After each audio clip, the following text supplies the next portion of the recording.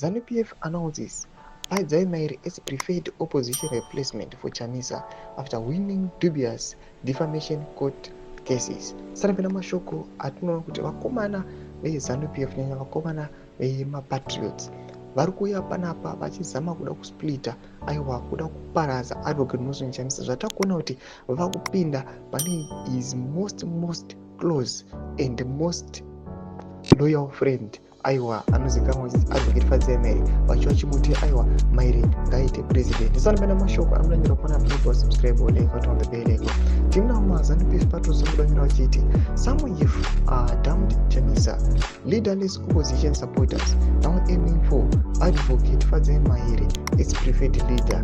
We will meet here in 2028. Tukona ndi vakomana mapatriots vakutotanga kuda kuseparate panapa kuda kuseparate Advocate Nelson Chamisa naMaire vachiva panapa vachita Badzai Maire ndiye anoda kuti ari kuwina macourt cases aiwa ari kuitika kumacourts, saka iye anoratidza kuti aiwa ane potential yekuita president. Anoda kuti Nelson Chamisa mamwe cases ari kuluza panapa. Ndezvamunoziva kuti aiwa Maire as far as you know she is loyal kuna Advocate Nelson Chamisa, but now they are trying kuuya vachida kuvaparadzanisa to separate them vachiunza panapa naudze kuti aiwa masupporters mamwe asina leader vari kuuya vachiti aiwa Maire ndiwo atiri kuda kuti akonteste for 2028. Mashoko atiri kuona kuti people aiwa vari kuuya panapa vachipa chenjedzo vachiti chenjere vakomana vemapatriots vari kuda kutoparadzanisa Advocate Nelson Chamisa naMaire. Tudze mafundo eimbira comment section medu, subscribe or like, turn on the bell icon.